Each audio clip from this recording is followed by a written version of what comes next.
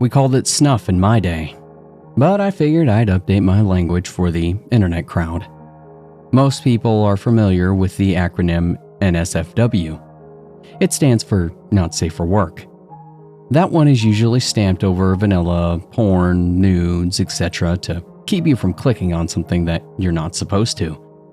NSFL is one step up from that. Not safe for life.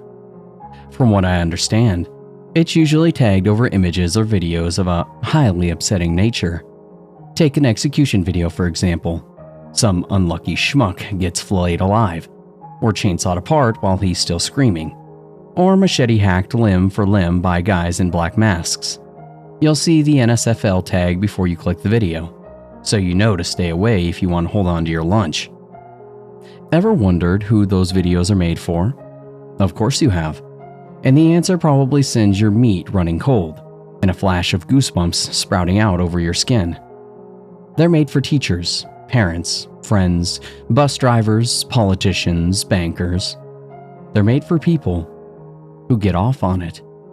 People who can feel a warm tingle down south at the sight of a serrated knife running through an unprotected neck. The great rush of blood around the blade. The gurgle of the dying. It gets them hot and bothered. And people love it. Nowadays, you can find most of it on the internet. Animals being thrown off roofs, torched alive, drowned, all that stuff, just a few clicks away. But back in the 90s and early 2000s, it was harder to come by. Rare shit. Like a foreign movie you've been itching to see that hadn't gotten an American release. These were foreign films to some. Exotic is maybe a better word. Either way, I didn't realize that there was much of a market for the depraved until I took a job at Video Kingdom, a local video store on the outskirts of Seattle. I'm hesitant to tell you exactly where. It closed down right around the time that the economy imploded, but I am fairly certain that some of our old stock might be still hidden away in the dungeon. That's what we called our back room. The dungeon. Some guy would come in, usually some white-collar sap with a Ned Flanders haircut and 3 kids at home. He'd trundle up to the counter, looking around like there might be an FBI agent crouched behind the VHS racks, and he'd say, "I'm here to rent a rare film. The Dungeon, by Carl Hitton." There would be an exchanging of glances. I'd look him up and down, pretend like I was sizing the fella up, you know. He'd scan the place nervously, looking back at me with an almost apologetic expression that said, "I swear I'm not fucked up." I'd shrug and lead him through a velvet curtain to the back room. We'd navigate boxes of VHS rentals, and I'd pull aside an industrial shelf that concealed a hidden doorway. Lead him down a flight of stairs, followed by neon lights from a kitschy "The Dungeon" sign guiding the way. We'd hit a subterranean level, and the fella's eyes would turn to saucers. A hard-on tented his pants as he wandered into our sicko's paradise. Welcome to the dungeon. I bet you're picturing some kind of dimly lit hellhole stashed with black, unmarked videotapes. Not this place. This was a classy establishment. Carpeted, paneled walls, lounge chairs, dimly lit, sure. But like a cigar lounge is dimly lit. We had back rooms with TVs so the clients could taste whatever they had chosen from our vast array of tapes. There were dozens of categories, like a regular video store, featuring everything under the sun. We had a whole selection dedicated exclusively to people being run over by steamrollers. They were sourced from all around the world, I was told, mostly Eastern Europe, Asia. I took it as gospel. I hadn't watched any of the stuff. It should be noted that anything related to kids was forbidden. That was where we drew the line, and if some guy came in asking for that, we'd send a few heavies to his house with knuckle busters and orders to maim. We were scrupulous, a morally inclined organization, but everything else, fair game. I know you're probably thinking I'm some mentally warped scumbag drifting through life one slaughter video after the next, but you'd be wrong. I never watched the tapes, never joined up to sell them either. I didn't even know what I was getting myself into. I was 22 that summer that I started working at Video Kingdom, and by the time Halloween rolled around, the owner of the place had me roped into the sick scheme. By that point, I was in too deep to get out. He had me by the scruff with an ugly knife tucked up under my jugular, metaphorically speaking. I'm going to spare you the story about how I got involved. It's long and boring and surrounds me seeing something that I shouldn't have while smoking weed in a storage room after work. Now, is much more interesting. I'm here to rent a rare film, he said. The Dungeon, by Carl Hitton. I could tell that this guy was bad news.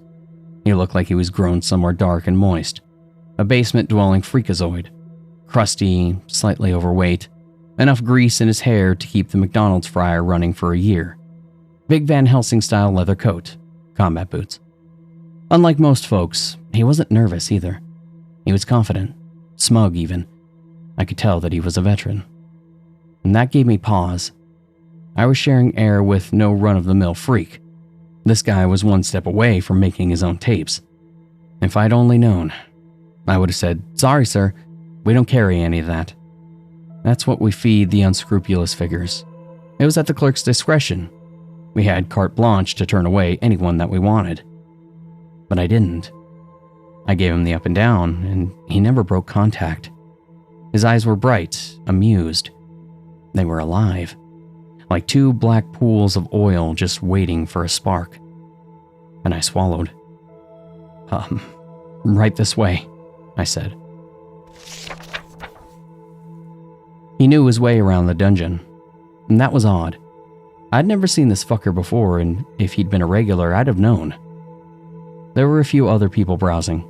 One guy who looked like a wet muskrat. Another who was at least 400 pounds. There was a woman, too. A real dominatrix type.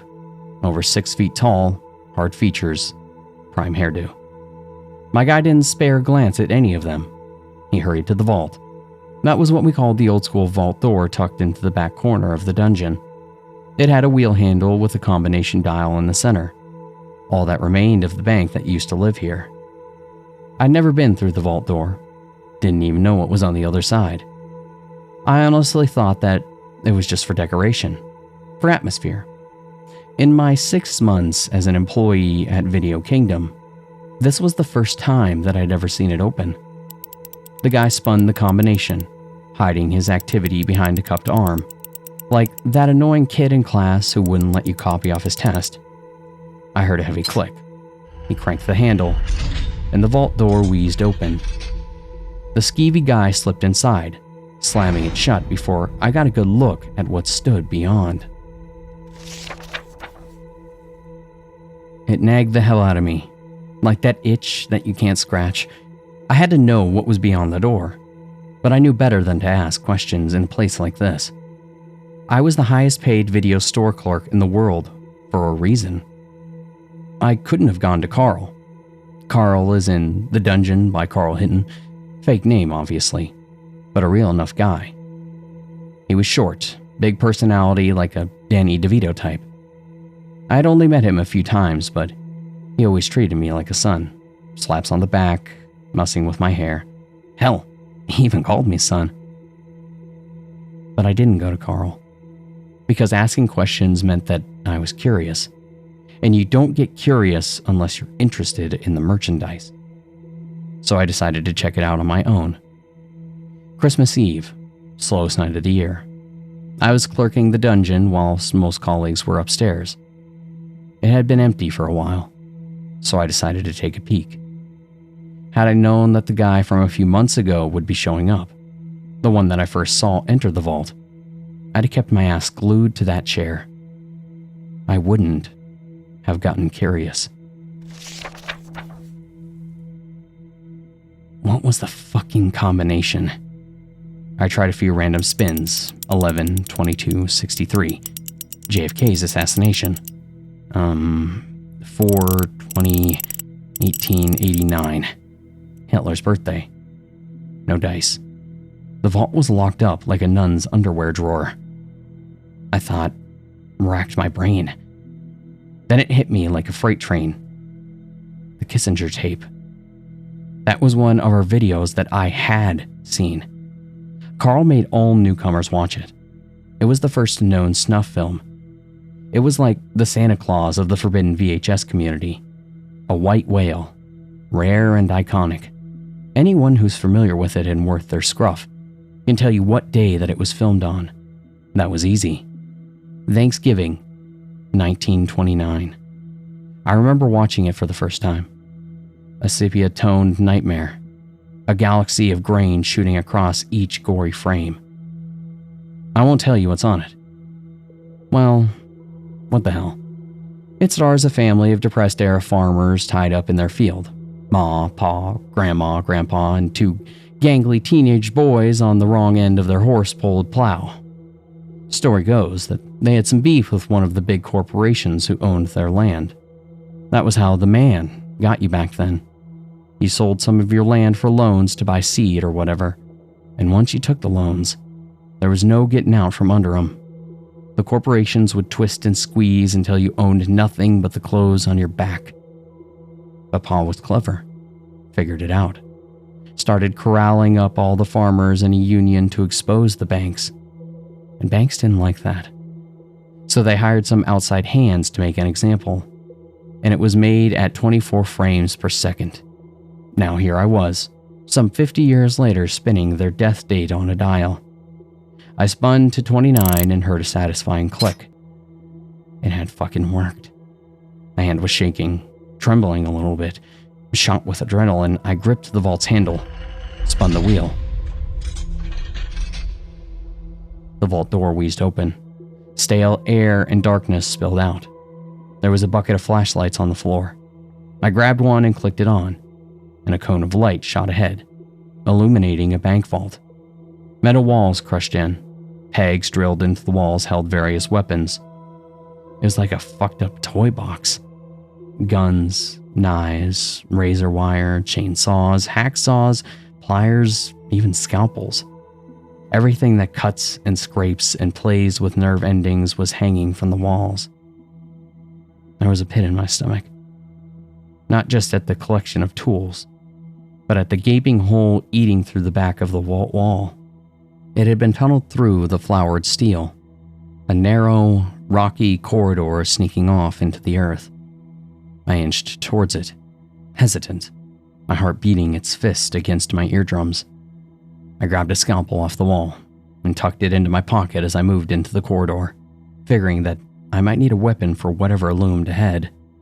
I left the vault door cracked, listening for movement behind, and I didn't hear any. Didn't hear the basement-dwelling guy from before entering the dungeon. Didn't hear him following me into the vault. I already found my way into the studio by then.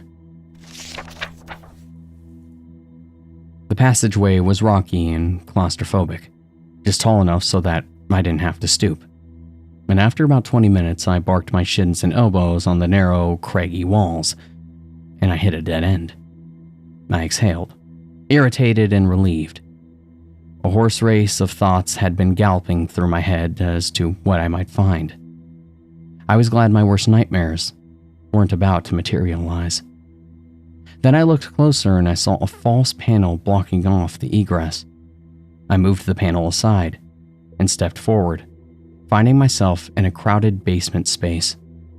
There was furniture, beds, set pieces stacked high. It was like a prop house that a movie studio might employ for set design. There was a concrete ramp at one end. I hesitated, not sure I wanted to see what it led to. But of course I did. I navigated the crowded room and up the concrete ramp. It fed me into a soundstage. That was a wide warehouse-like space with soundproofed walls and a network of dead overhead lights surrounding a number of different movie sets. There was a pink bedroom, an executive-type office, an outdoor-style scene in a mock forest. There were a few others I couldn't quite decipher from my vantage. And it was quiet. And then it wasn't. There was a delicate sound, like an animal caught in a snare, a slight whimpering laced in the silence, and my whole body felt heavy, like it was encased in drying concrete. It was hard to move, breathe. I inched towards the noise, hyper-aware of every movement. every crash and thud of my heart, each breath sawing through my lungs. I nosed towards the whimpers and saw cages resolve out of the gloom. Lots of them. A dozen, maybe 2. Inside, like tired, broken animals, were men and women. Naked, cuffed, ball-gagged, curled up in a soup of their own filth.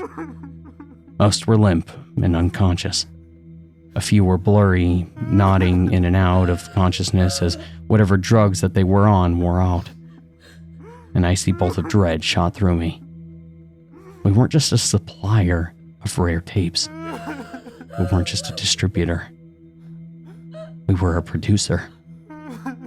Carl Hinton made our films. Most of them, at least. And I heard footsteps behind me, and I started to turn. Something hard and blunt cracked across my skull. A light bulb popped behind my eyes, and I crashed down into darkness. I knew my hands and legs were restrained, even before I opened my eyes. I could feel the cuffs digging into my flesh. My eyes eased open. Blinding light hammered my pupils.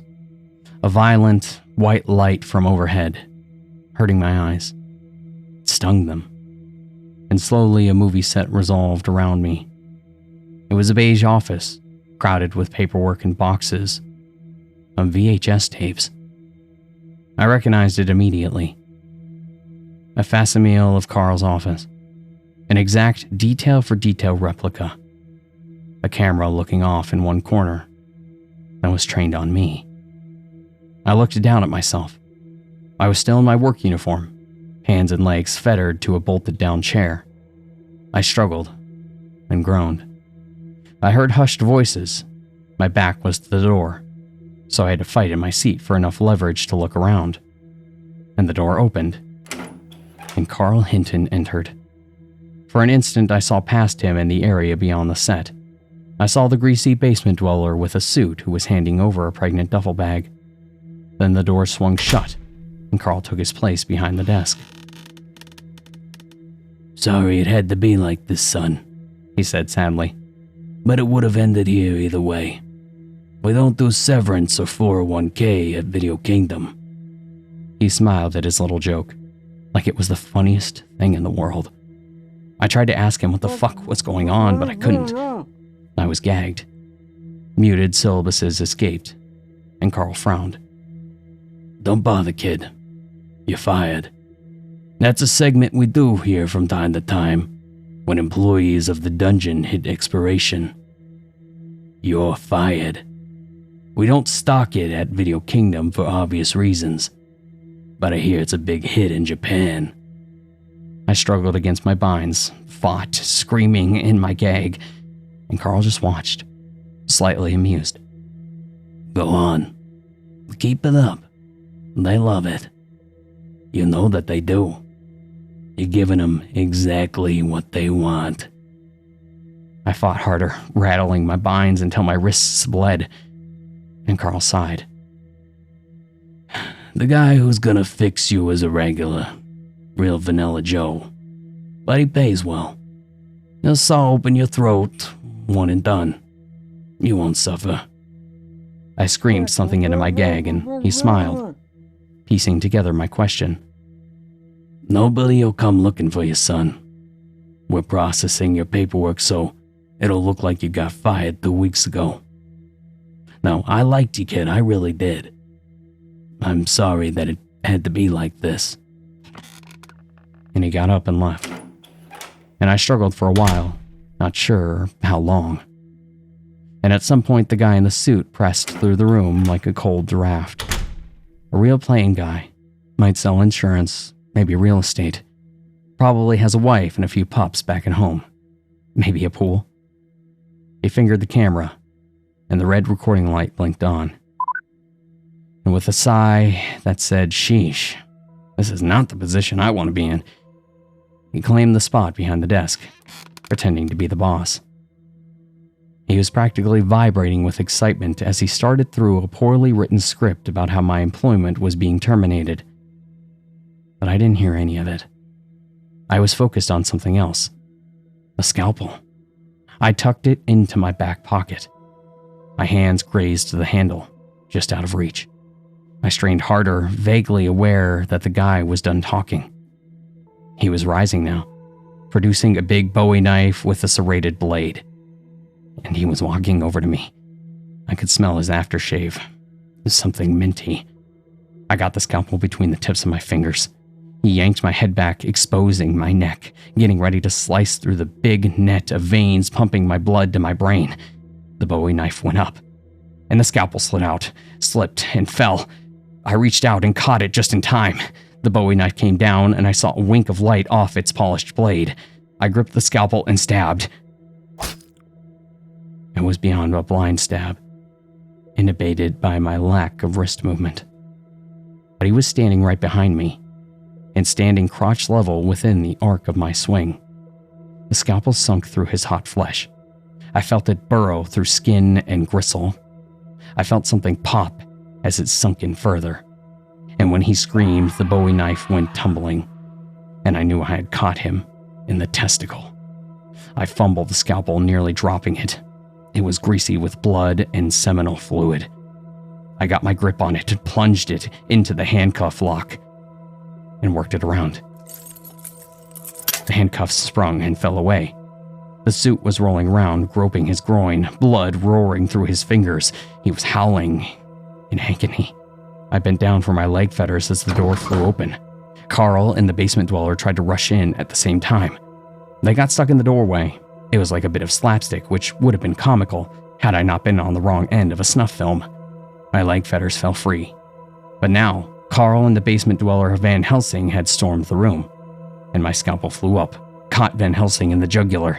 He flopped back, a great spray of arterial blood shooting from his neck.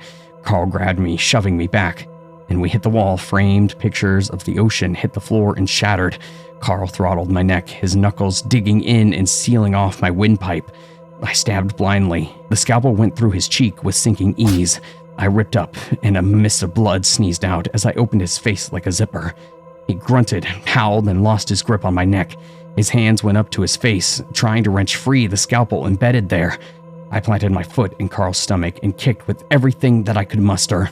He flew backwards, toppling ass over tea kettle over his desk, and I heard bones break. And the room was a mess of screams and blood.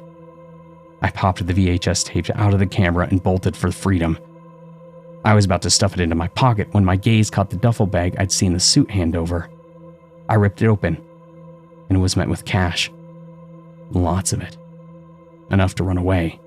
Enough to start anew.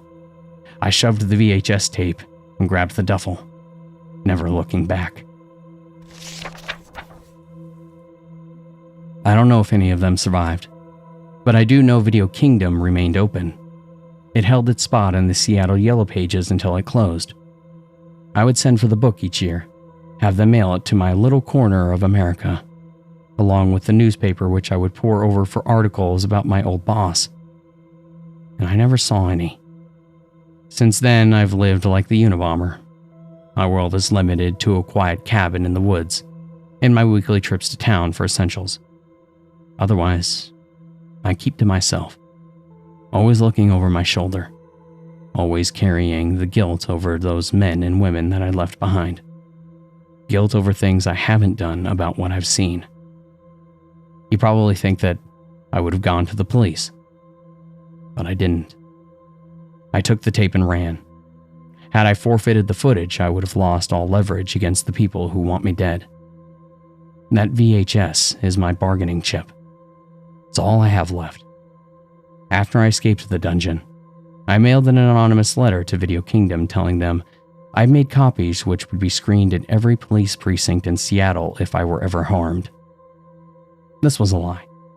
There was only one copy of the tape, and it was hiding in a shoebox under my bed, along with the little cash that I had left. I started this transcript because I've been seeing strange things lately. Fresh faces in town. SUVs with tinted windows. I can't help but feel that they're following me. Watching. And sometimes if I stare at those tinted windows long enough, I can see the eye of a video camera on the other side.